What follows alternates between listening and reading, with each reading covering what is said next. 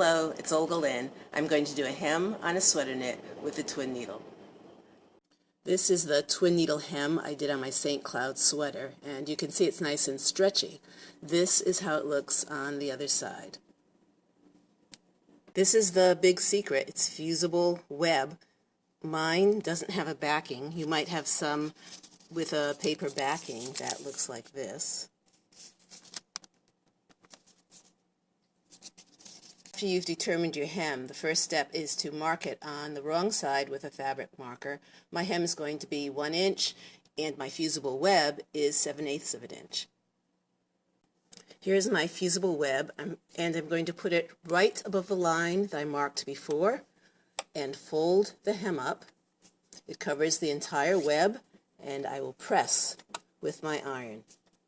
That was just a quick pressing to get the hem to stay in place. Now I need to hold the iron down so it actually fuses, and you can only do this with a natural fiber fabric.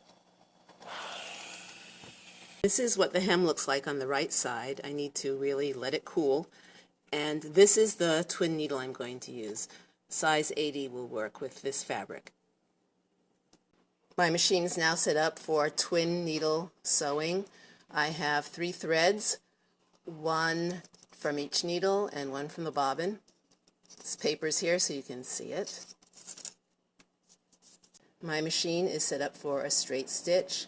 The tension is a little looser than usual, and my stitch size is 2.75 millimeters.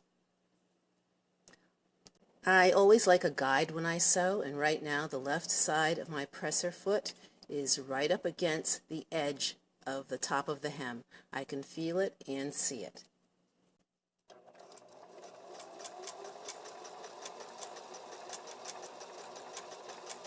Here it is. You can see it's nice and stretchy, and this is what it looks like on the other side.